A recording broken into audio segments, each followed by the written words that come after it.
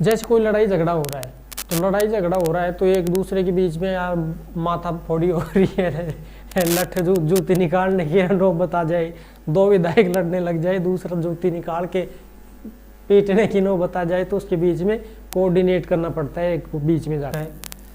तो ये हो गया कार्य विभाजन का सिद्धांत, यानी कि जिस व्यक्ति को जो काम आता है ना, उसको वही काम दिया जाना चाहिए।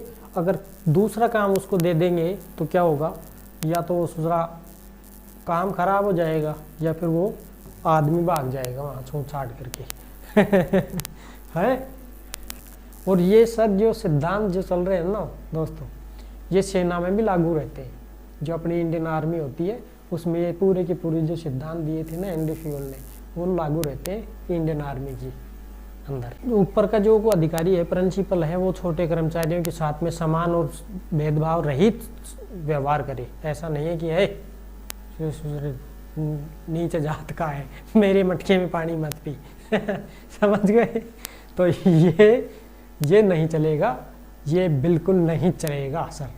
नमस्कार दोस्तों, आज हम पढ़ेंगे कार्य और सिद्धांत, शैक्षिक प्रबंधन के कार्य और सिद्धांत। देखिए, कार्य और सिद्धांत जो दिए थे वो दिए थे हेनरी फ्यूल, 5 कार्य और 14 सिद्धांत। ये हेनरी फ्यूल जो है ना, ये फ्रांस का था, एक वैज्ञानिक था ये। देखिए, इसके बारे में अगर हम बात करें तो ये सबसे पहले तो ये कहाँ का था, फ्रांस का था और वैज्ञानिक था ये किसका जनक था, आधुनिक प्रबंधन का जनक बोलते हैं इसको, आधुनिक प्रबंधन का जनक। इसी को बोलते हैं क्रियात्मक प्रबंधन का जनक, क्रियात्मक प्रबंधन का जनक, प्रबंधन का जनक। इसी को बोलते हैं प्रशासन प्रक्रिया का जनक, प्रशासन प्रक्रिया का जनक।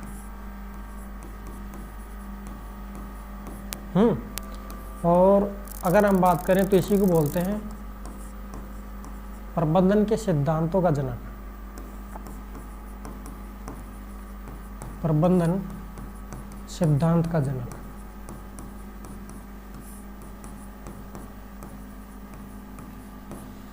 ये इसके क्या है, इसके एक प्रकार से इसके उपनाम है, यानी कि ये जनक किस किस का है।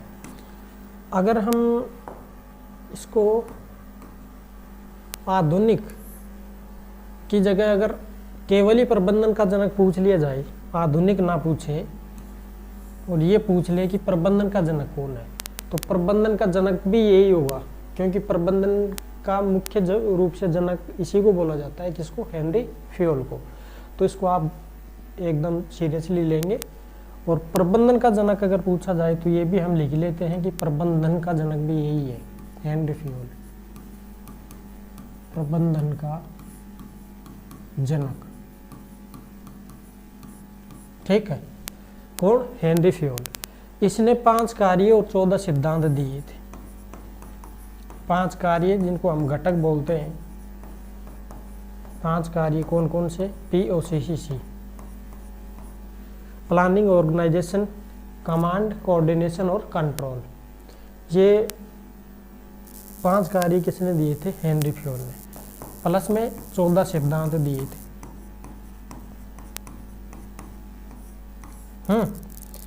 तो ये है हेनरी फ्यूल के बारे में थोड़ी सी ऊपर की जानकारी। अब हम इसके 5 सिद्धांतों को देखते हैं कि इसके 5 सिद्धांत कौन कौन से हैं। अभी मैंने बताया आपको, इसको डिटेल से देखते हैं।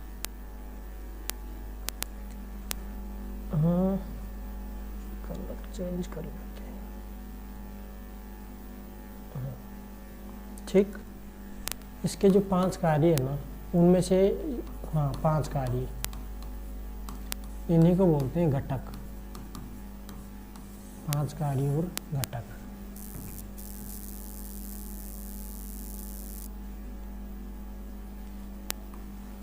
पहला काम है प्लानिंग।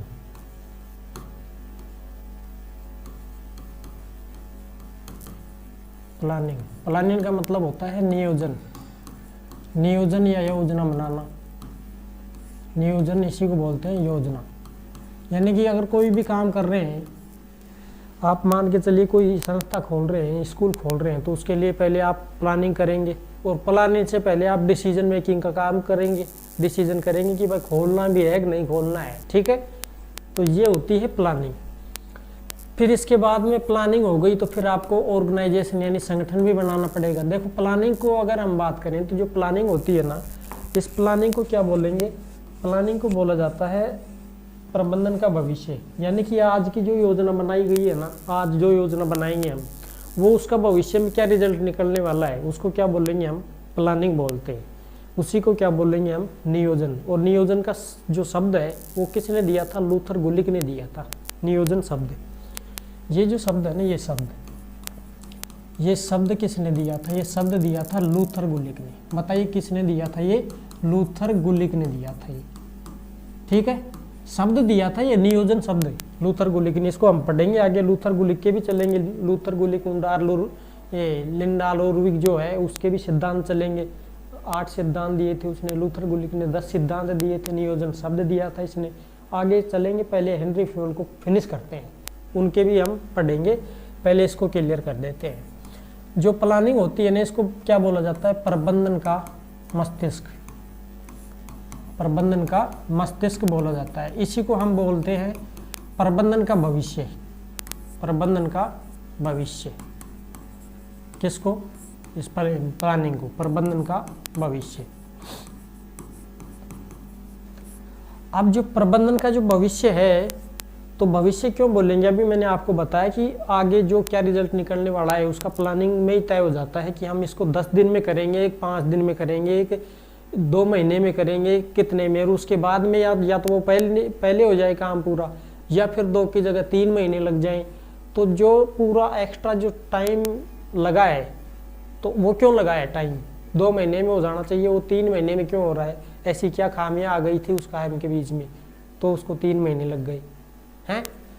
ये प्रबंधन का भविष्य है, पहले ही तय हो जाता है।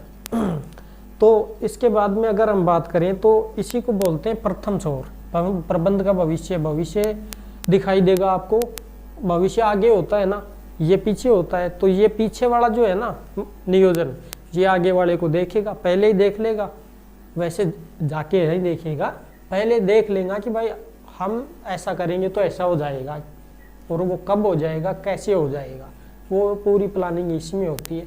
इसलिए इसको क्या बोलते हैं, प्रथम छोर, प्रथम छोर। अब ये प्रथम छोर क्या करेगा, लास्ट वाले छोर को देखेगा। तो इसका अर्थ क्या हो गया, आगे की ओर देखना, आगे की ओर देखना। ठीक, ये होता है क्या, प्लानिंग, नियोजन। क्लियर। अब हम अगर बात करें नेक्स्ट के बारे में, पी फॉर प्लानिंग, ये तो पी हो गया प्लानिंग। अब अगला जो है ना वो क्या है, ऑर्गेनाइजेशन। ओ फॉर ऑर्गेनाइजेशन, इसका मतलब होता है विद्यालय संगठन, विद्यालय संगठन। भाई हम यहाँ शैक्षिक प्रबंधन पढ़ रहे हैं तो शिक्षा की बात करेंगे, कोई गौशाला का प्रबंधन थोड़ी कर रहे हैं। तो विद्यालय जो संगठन है, इसके बारे में अगर हम कहें, बोले तो कोई अगर संस्था खड़ी करेंगे, उसी में काम करेंगे कर्मचारी। ठीक, तो इसको बोलते हैं प्रबंधन की रीढ़ की हड्डी, प्रबंधन की रीढ़ की हड्डी। रीढ़ बोल गए, रीढ़ नहीं है, रीढ़ की हड्डी, रीढ़ की हड्डी। ठीक, तो ये है क्या, प्रबंधन की रीढ़ की हड्डी। अच्छा, ये तो हो गया ऑर्गेनाइजेशन। भाई जैसे कोई संगठन स्थापित कर रहे हैं, कोई भवन उवन, कोई मकान उकान बना करके उसी में तो काम करेंगे, या कोई पेड़ के नीचे कुर्सी डाल के थोड़ी काम होगा। चलो मान के लिए कुर्सी डाल भी दे पेड़ के नीचे, गाल गुल के बच्चों को पढ़ा दे आराम से, कोई दिक्कत नहीं है। लेकिन जो पढ़ा रहा है तो उसके लिए कुछ उपकरण भी चाहिए होंगे, बोर्ड भी चाहिए, चौक भी चाहिए, डस्टर भी चाहिए। तो क्या पेड़ के नीचे थोड़ी छोड़ के जाएगा, उसको भवन में ही तो रख के जाएगा ना, रूम के अंदर रख के जाएगा वो, वरना पता चला दूसरा कबाड़ी वाला उठा के लेके गया, बेच दिया, पौवा हुआ पी गया। ठीक है, तो ये है P फॉर प्लानिंग और O फॉर ऑर्गेनाइजेशन। अब इसके बाद में हम बात करते हैं कमांड की। C for command. कमांड का मतलब होता है निर्देशन, इसी को सादेश बोलते हैं, निर्देशन या समादेश, इसी को बोल सकते हैं आदेश देना, आदेश देना। अब देखो आदेश किसको दिया जाता है, आदेश जो बड़ा होगा वो छोटे को देगा।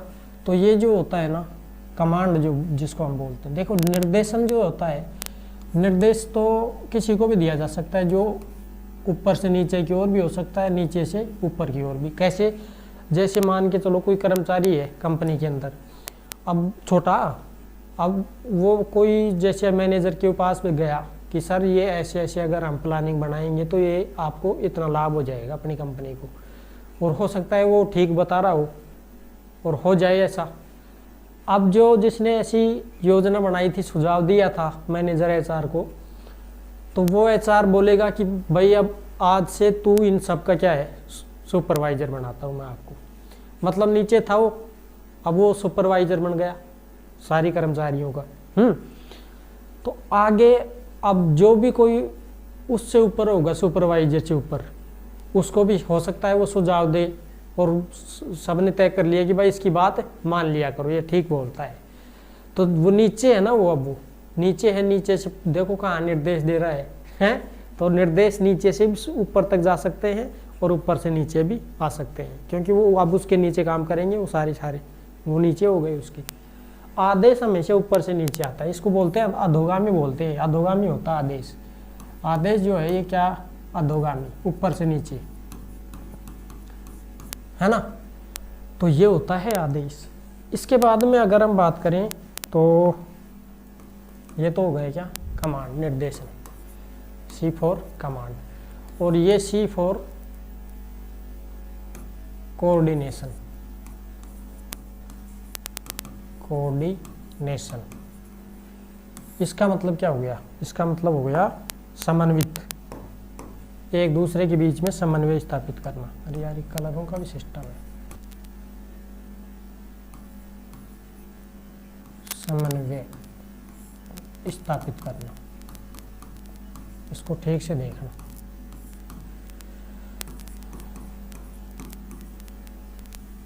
है समन्वय स्थापित करना, एक दूसरे के बीच में कोऑर्डिनेट करना।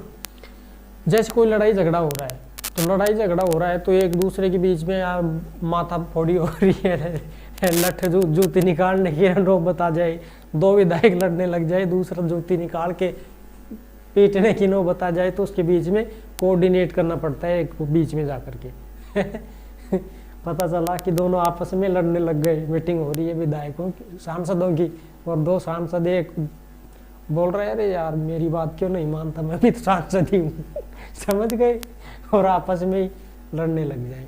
तो उसके बीच में कोई कोऑर्डिनेशन अधिकारी होगा, एक भी समझाएगा दोनों को, sir sir sir sir sir sir sir sir sir.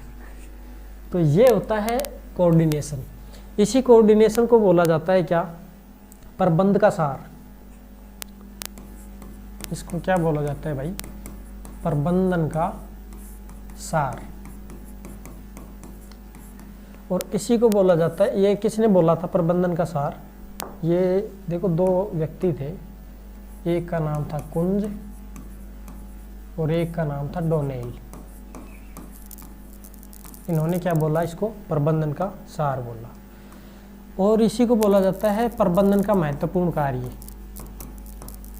प्रबंधन का महत्वपूर्ण कार्य यही होता है, महत्वपूर्ण कार्य। महत्वपूर्ण कार्य ये किसने कहा था, ये भाई साहब तीनों वैज्ञानिकों ने कहा था। तीनों जो थे ना वैज्ञानिक, कौन कौन से, एक था हेनरी फ्यूल, अभी जो पढ़ रहे हैं हम इसके बारे में, हेनरी फ्यूल, और लूथर गुलिक और लिंडाल उर्विक।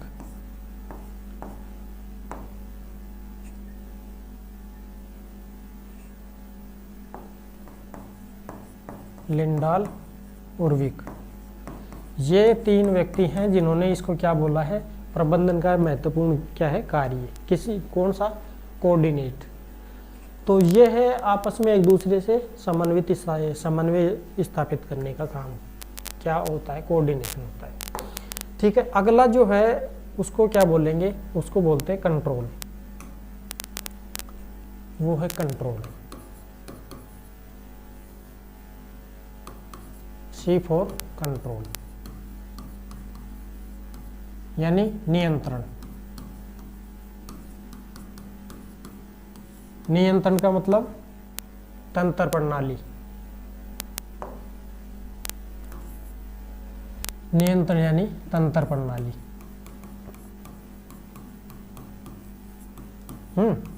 कंट्रोल करना।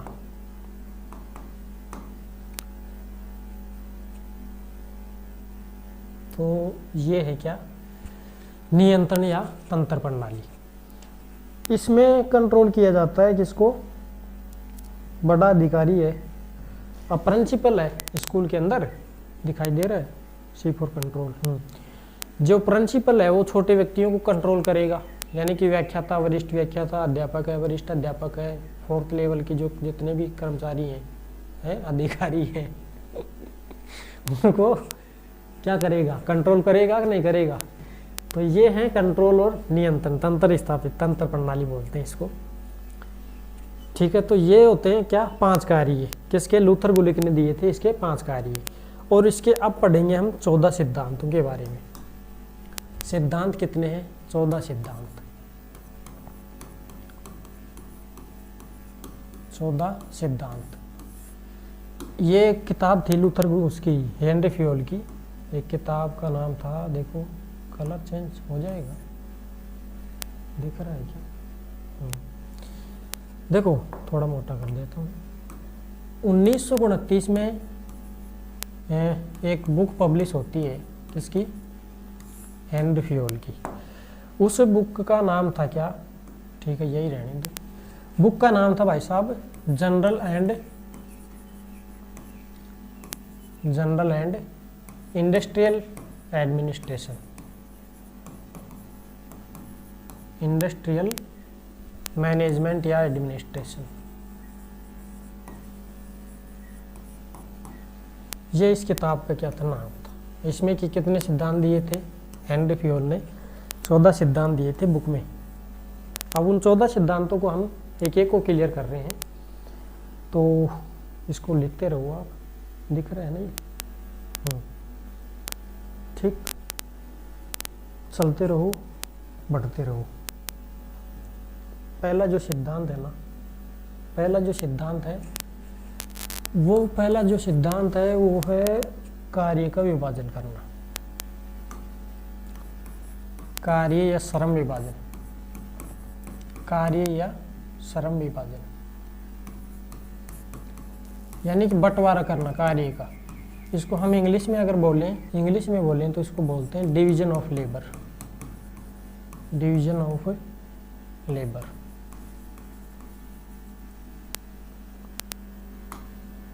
ठीक, देखो ये जो है कार्य विभाजन, ये कार्य विभाजन कैसे होगा, कार्य विभाजन होगा जैसे छोटे छोटे जो काम होते हैं ना, कार्य को छोटे छोटे टुकड़ों में विभाजित करना, कार्य को छोटे छोटे टुकड़ों में विभाजित करना।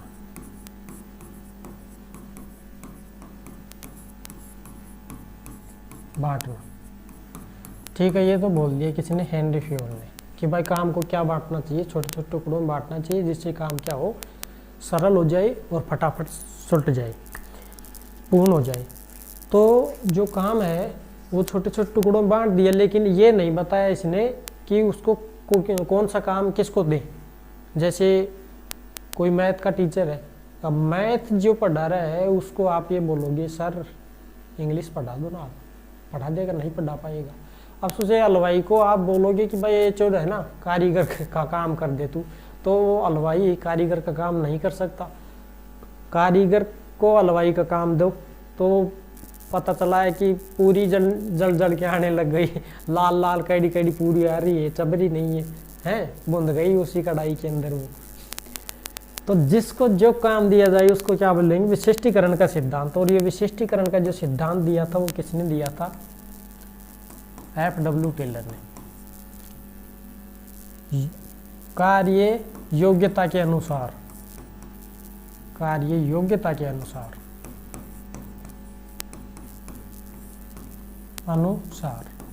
इसी को बोलते हैं विशिष्टीकरण का सिद्धांत। विशिष्टीकरण का सिद्धांत। और ये दिया किसने था, F.W. टेलर ने। विशिष्टीकरण का सिद्धांत अगर दिया हो तो किसने दिया, F.W. टेलर ने दिया था। ये फ्रेडरिक विशनलो टेलर, ठीक है। तो ये हो गया कार्य विभाजन का सिद्धांत, यानी कि जिस व्यक्ति को जो काम आता है ना उसको वही काम दिया जाना चाहिए। अगर दूसरा काम उसको दे देंगे तो क्या होगा, या तो दूसरा काम खराब हो जाएगा या फिर वो आदमी भाग जाएगा वहाँ छोड़ छाड़ करके है। चलो, तो अब ये पहला सिद्धांत हो गया। दूसरा जो सिद्धांत है, पहला हो गया ये, दूसरा जो सिद्धांत दिया था उसका नाम क्या था, दूसरे सिद्धांत का नाम था उत्तरदायित्व देना, या उसको हम अधिकार सत्ता बोलते हैं। उत्तरदायित्व जैसे व्यक्ति को दे देंगे, भाई ये तेरी जिम्मेदारी है, उत्तरदायित्व,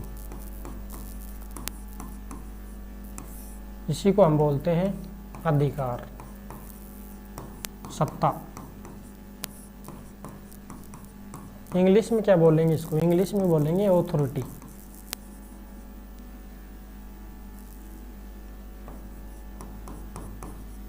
ऑथोरिटी, हाँ भाई तेरे पास है क्या इसकी ऑथोरिटी है तो ये यानी कि पहले व्यक्ति को उत्तरदायित्व दिया जाता है।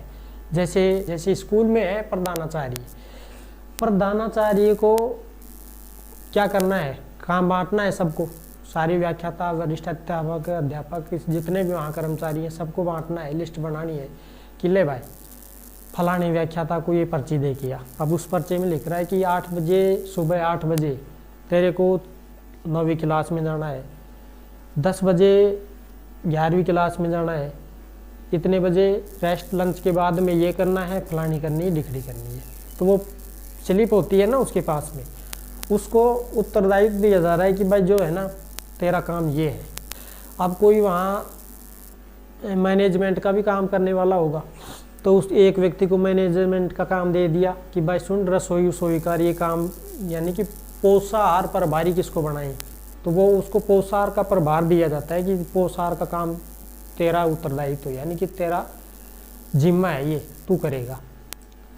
इसी प्रकार से पहले उसको उत्तरदायित्व दिया जाता है और उसी को अधिकार दिया जाता है कि वो अब पोषाहार का काम उसको दे दिया तो वो काम को तो उसको पूरा करेगा। अब बीच में कोई अड़चन आएगा तो उसको अधिकार है उस अड़चनों को हटाने का। पहले उत्तरदायित्व मिलता है फिर अधिकार मिलता है इसको। तो ये दूसरा हो गया क्या, सिद्धांत। तीसरा जो है वो है अनुशासन। अनुशासन, इसको बोलते हैं डिसिप्लिन।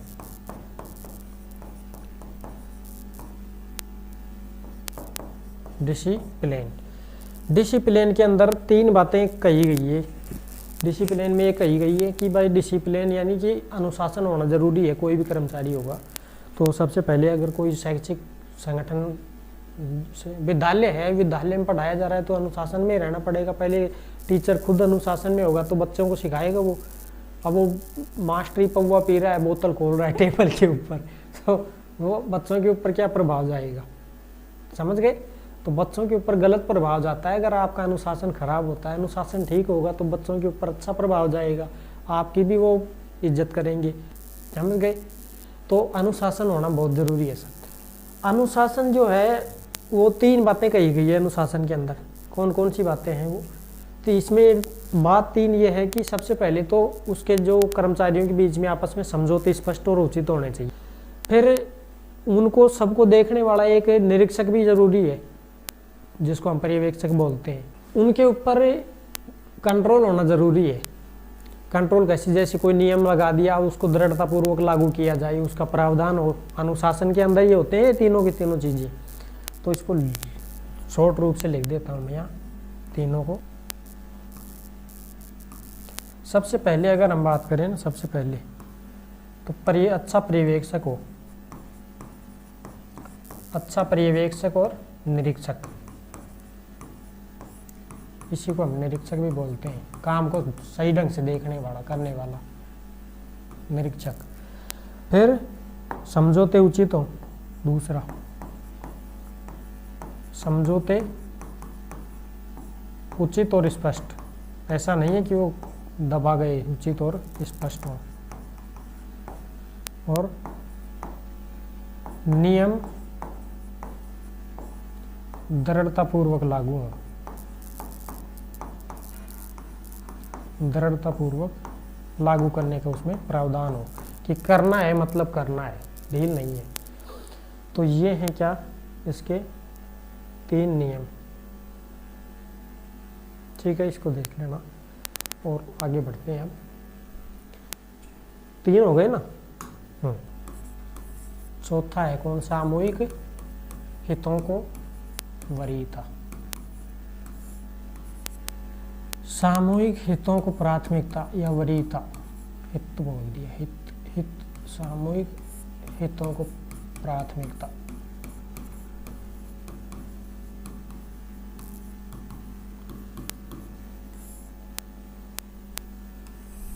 इसका मतलब ये है कि जो आप हो ना, कोई भी आदमी है, अब खुद के हित को साधने के लिए पूरे समाज या पूरे फैमिली को नुकसान में नहीं डाल सकता। खुद के फायदे के लिए पूरे समाज का नुकसान कहाँ तक उचित है? नहीं है उचित। तो इसीलिए यानी कि ऐसा काम करो जिसमें पूरे समूह का क्या हो जाए, हित हो जाए। आप वहाँ पूरी विद्यालय के हित के लिए ही तो जा रहे हैं। सरकार क्यों लगाती है वहाँ? विद्यालयों को सुधारने के लिए, बच्चों को सुधारने के लिए, पढ़ाने के लिए, उनके भविष्य की कामना करने के, उन्नत विकास के लिए लगाती है। तो ये पूरा सामूहिक हित, समाज का हित के लिए ही तो जा रहे हैं आप सेवार्थ। देखिए, सामूहिक हितों को वरीयता दी गई है, प्रायोरिटी ऑफ कॉमन इंटरेस्ट। 5वां है भाई साहब, आदेश की एकता। आदेश की एकता। और छठा कौन सा है? आदेश की एकता का मतलब, आदेश की एकता का मतलब हो गया कि एक अधिकारी एक काम, एक अधिकारी एक योजना। इसका अर्थ ये हुआ कि आप कोई कर्मचारी है, कोई अधिकारी है, एक अधिकारी बोल रहा है कि भाई तू ये काम करेगा, दूसरा अधिकारी बोल रहा है कि अरे यार इसको छोड़ तू, वो ठीक नहीं है काम, इसको कर तू। तीसरा अधिकारी आ रहा है वो, यानी एक कर्मचारी एक है और अधिकारी 70 इकट्ठे हो रहे हैं, तो किसी का काम नहीं करने वाला वो बोलेगा मेरे को उसने दिया है काम सर, उसका काम कर रहा हूँ। वो दूसरा आएगा, सर मेरे को तो उसने दे रखा है, मैं वो काम कर रहा हूँ। यानी कि वो ऐश करेगा बैठा बैठा आराम से, किसी का काम नहीं करेगा, किसी का नहीं करेगा। ठीक, तो एक अधिकारी एक योजना, यानी कि इसको हम बोल सकते हैं one head one plan, one head और वन प्लान। इसके अनुसार होना चाहिए सर काम, वन हेड और वन प्लान। आदेश की एकता, आदेश एक ही का चलेगा, तो ये है आदेश की एकता। फिर चलेगा आपका निर्देश की एकता।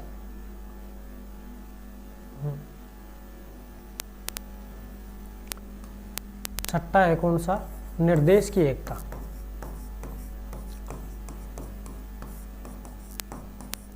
निर्देश की एकता, यानी कि निर्देश भी एक ही व्यक्ति का होना चाहिए। सब निर्देश, ये देखो ये तो अधोगामी होता है, जो आदेश होगा ना, ये आदेश की एकता, ये तो अधोगामी होगा। आदेश ऊपर से ही आता है सर, अधोगामी का मतलब ऊपर से नीचे, ऊपर से नीचे।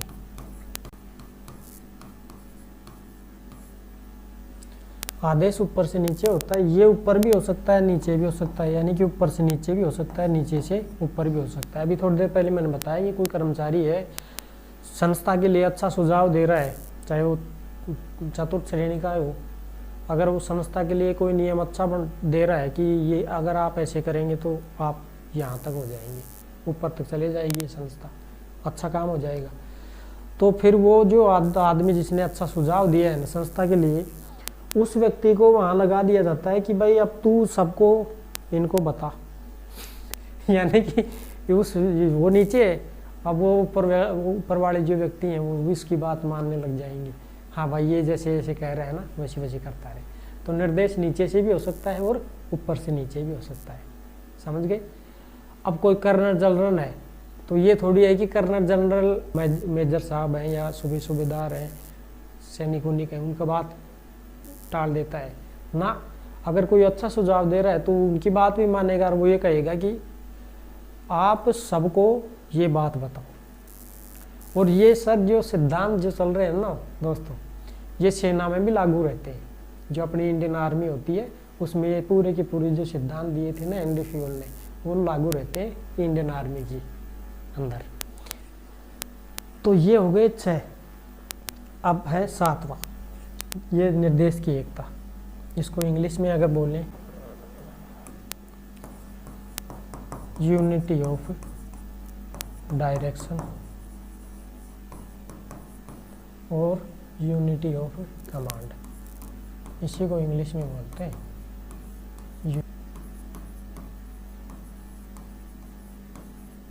ठीक है, तो ये है आदेश और निर्देश। अगला पढ़ेंगे हम कौन सा, 7वां। अगर आप स्क्रीनशॉट लेना चाहें तो ले सकते हैं, कोई दिक्कत नहीं है। मोस्ट चीज़ें सर ये पूछी जाती हैं आपस में, हर एग्ज़ाम पूछ लिया जाता है जो भी टीचर का होगा, और जिसमें ये चैप्टर है ना उसमें पूछ लिया जाता है। ठीक,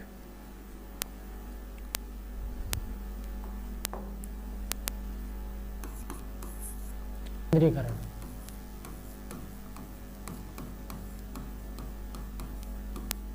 केंद्रीकरण का सिद्धांत। केंद्रीकरण का मतलब क्या हो गया? केंद्रीकरण का मतलब हो गया कि सब चारों तरफ की जो भी कर्मचारी है ना सारे, वो किसी एक ही संस्था के लिए काम कर रहे हैं, तो वो पूरी संस्था क्या हो जाएगी, उस पूरी संस्था का डेवलप होगा। यानी कि कोई व्यक्ति है, जैसे ये व्यक्ति है, ए नाम का व्यक्ति है, अब ये केंद्र में है, सबका हेड यही है ना। अब इधर का कर्मचारी भी इसके लिए काम कर रहा है, इसका इधर कर रहा है, इसका इधर कर रहा है, इधर वाला भी इधर कर रहा है, इधर वाला भी। यानी कि एक्चुअल शक्ति किसके पास है? ए के पास में है। एक्चुअल शक्ति किसके पास? ए के पास है ना, एक एक्चुअल शक्ति ताकत इसी के पास है। और अंतिम निर्णय भी कौन करेगा? ए करेगा, क्योंकि ए के पास ही उसका पूरा पावर है, कंपनी का, संस्था का। तो ये होता है सर केंद्रीकरण का सिद्धांत। ठीक, तो इसको हम बोलेंगे केंद्रीकरण। इसके अलावा अगर हम बात करें अगले की, तो अगला होगा संपर्क श्रृंखला। संपर्क श्रृंखला, इसी को हम बोल सकते हैं फेयोल पुल। फेयोल पुल, और इसी को हम बोल सकते हैं स्केलर चेन। इंपॉर्टेंट है ये, स्केलर चेन, इसी को हम बोल सकते हैं। हाँ, हो गए बस। संपर्क श्रृंखला, इसका मतलब क्या हो गया? इसका मतलब हो गया कि अधिकारियों की जो कर्मचारी होते हैं ना, उनमें अधिकारों को लेकर के एक चैन बनी होती है। ऊपर से अधिकार ऊपर से नीचे तक आते रहते हैं। ऐसे जैसे ऊपर जाएंगे आप, प्रिंसिपल के पास ज़्यादा पावर होगी, फिर वरिष्ठ अध्यापक को अगर कोई आप जिम्मेदारी देंगे, यानी प्रिंसिपल जिम्मेदारी देगा उसको, तो जिम्मेदारी देगा तो उसके पास अधिकार भी देगा उसको जिम्मेदारी को पूरा करवाने के लिए, कैसे भी कर चाहे वो पूरा, तो उसको पावर देगा। तो ऐसे अधिकारों की श्रृंखला बनी होती है। जैसे ये व्यक्ति है, ये इसके पास, इसके नीचे फिर ये रहेगा, इसके नीचे फिर ये रहेगा। इनके पास, सबके पास अपने अपने अधिकार होते हैं। इसी को बोलते हैं संपर्क श्रृंखला। फेयोल पुल बोलते हैं, स्केलर चैन बोला जाता है इसी को। ठीक है, तो फिर अगला कौन सा है? अगला है व्यवस्था। व्यवस्था का मतलब ऑर्डर, इसी को बोलते हैं संसाधन।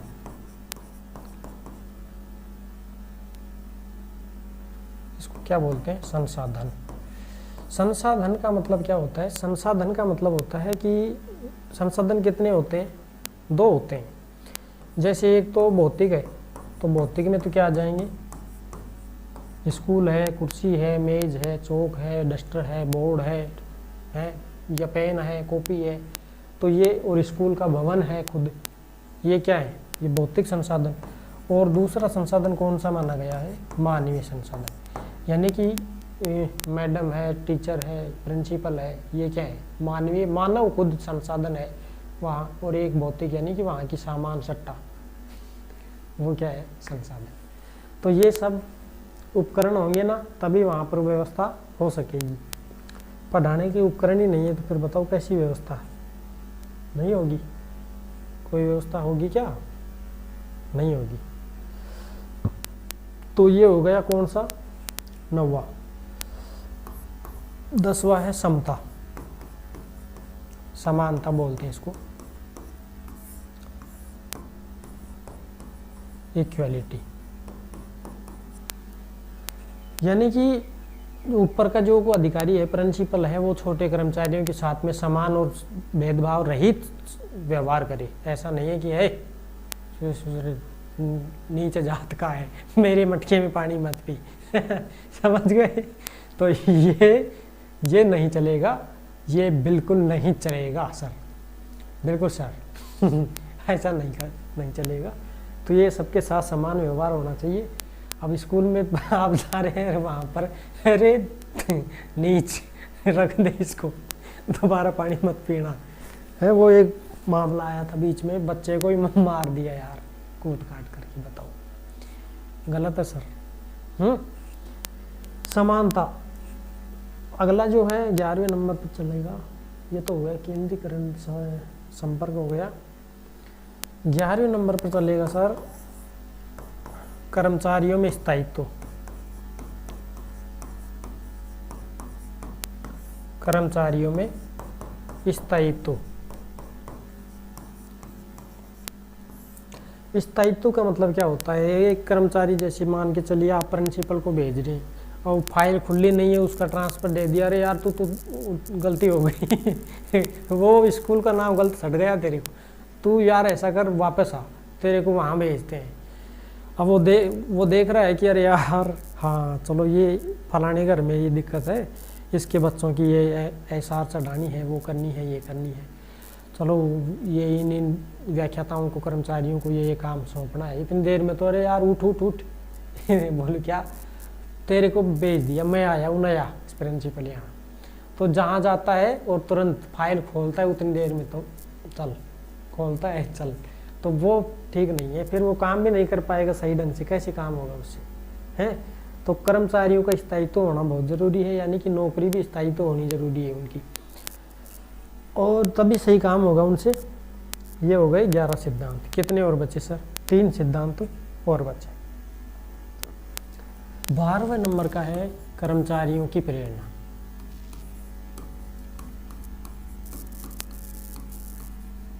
कर्मचारियों की प्रेरणा यानी सुझाव, जिसको हम बोलते हैं। कर्मचारियों की प्रेरणा, प्रेरणा का मतलब जिनको हम पहल बोल सकते हैं, पहल, प्रेरणा। जैसे कोई सुझाव दे रहा है संस्था के लिए, तो सुझाव दे रहा है तो उसको ऐसे सुझावों के लिए प्रोत्साहित करना चाहिए। कोई जैसे प्रोग्राम हो रहा है तो उसके अंदर उसको वो फूल से देना चाहिए, मेडल देना चाहिए, है यानी कि पुरस्कृत करना चाहिए ऐसे अधिकारियों, कर्मचारियों को। तो ये होती है क्या? प्रेरणा। कोई सुझाव दे रहा है संस्था के लिए। फिर अगला जो है वो सर सहयोग की भावना। सहयोग की भावना, एक दूसरे का सहयोग करना, इसी को बोलते हैं सर संगठन की शक्ति। इसको क्या बोला गया है? संगठन की शक्ति। क्या? सहयोग। एक दूसरे का सहयोग अगर नहीं होगा तो बताओ, संगठन में ही शक्ति है, संगठन में क्या है? शक्ति है। तो ये हो गए कितने? 13। एक और देख लो, 14 लास्ट सिद्धांत है। उचित पारिश्रमिक। उचित पारिश्रमिक। इसका मतलब ये है कि भाई उसको काम के बदले पेमेंट भी कुछ मिलना चाहिए, घर चलाने के लिए पेमेंट मिलना ज़रूरी है, यानी कि उचित पारिश्रमिक मिलना बहुत ज़रूरी है। किसको? कर्मचारियों को, कर्मचारियों हेतु।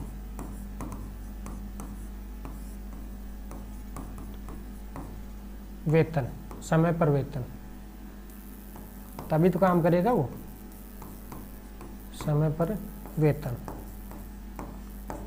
तो ये क्या है सर? 14 सिद्धांत किसके? हेनरी फ्योल के। तो 14 सिद्धांत दिए थे हेनरी फ्योल ने, तो 14 के 14 सिद्धांत हैं। अब हम पढ़ेंगे किसके? लूथर गुलिक और लिंडाल उर्विक के सिद्धांत और कार्य। उन्होंने 7 कार्य दिए थे। अब हम पढ़ेंगे लूथर गुलिक, लूथर गुलिक और लिंडाल उर्विक। नीचे आ गया यार, लिंडाल उर्विक सिद्धांत, कार्य सिद्धांत, सिद्धांत और कार्य। देखो इन दोनों के बारे में हम पढ़ेंगे, एक साथ ही देख लेते हैं इनको। ये जो था ना लूथर गुलिक जो था ना, इसको बोला जाता है शैक्षिक प्रबंधन का जनक। लूथर गुलिक को किसका प्रबंधक, किसका जनक है? शैक्षिक प्रबंधन का जनक। प्रबंधन है धन धन, धन धन का जनक। ये इसने दिया था क्या? नियोजन शब्द दिया। अभी मैंने लिखाया था शुरू में ही, नियोजन शब्द दिया। इसने कितने सिद्धांत दिए सर? इसने दिए थे 10 सिद्धांत दिए, 10 सिद्धांत दिए। और इसने 4 P दिए। 4 P का मतलब होता है 4 PS, संगठन के आधार। 4 कितने बताए इसने? 4 बताए सर।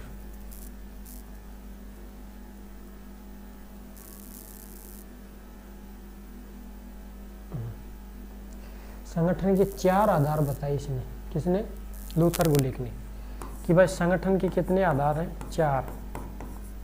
संगठन के 4 आधार कौन कौन से? संगठन के 4 आधार दिए थे इसने। एक तो दिया था पर्पज, पर्पज का मतलब उद्देश्य। दूसरा P दिया था प्रोसेस, प्रोसेस का मतलब प्रक्रिया। और अगला जो P दिया था, P का मतलब पर्सन यानी व्यक्ति। और अगला P का मतलब पैलेस, पैलेस, पैलेस का मतलब स्थान। इनका मतलब क्या होगा? कोई संगठन बन रहा है तो किसी उद्देश्य होगा उसका, संगठन का, कि किसी उद्देश्य के लिए तो बन रहा है ना। प्रोसेस प्रक्रिया, इसकी प्रोसेसिंग होती है। संगठन के रूल रेगुलेशन क्या है? ये इसकी प्रोसेसिंग है। उसमें कितने व्यक्ति काम करते हैं संगठन में, ये भी इसके अंदर आता है। और संगठन कहाँ पर, कौन सी जगह के ऊपर स्थापित है, वो क्या है? उसका स्थान होता है। किसका? संगठन का। ये संगठन के 4 आधार किसने दिए थे? लूथर गुलिक ने दिए थे सर। लिंडाल उर्विक ने 8 सिद्धांत दिए थे प्रबंधन के, 8 सिद्धांत। और इसने दिए थे कितने? 10 दिए थे। इसमें एक तो था विस्तार का सिद्धांत, और एक था संगठन का सिद्धांत, संगठन का सिद्धांत।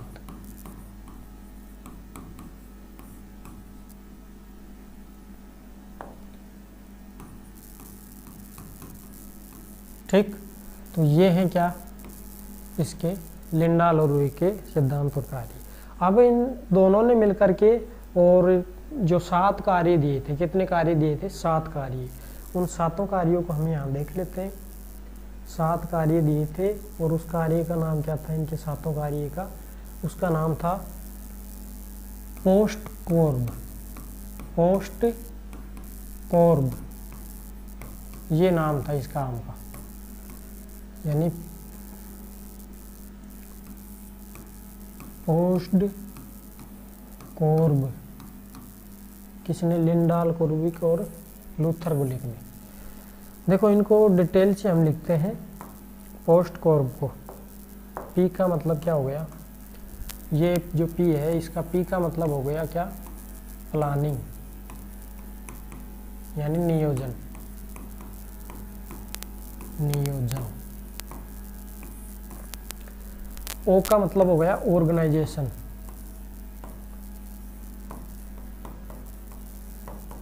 यानी संस्था या संगठन। रीढ़ की हड्डी कहा था ना इसको।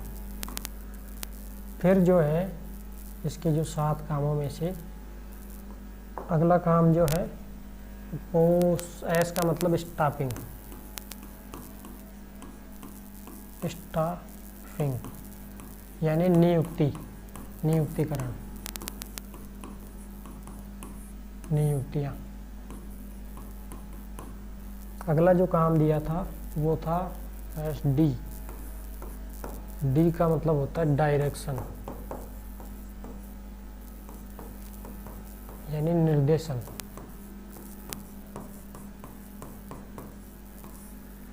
सीओ का मतलब हो गया कोऑर्डिनेशन।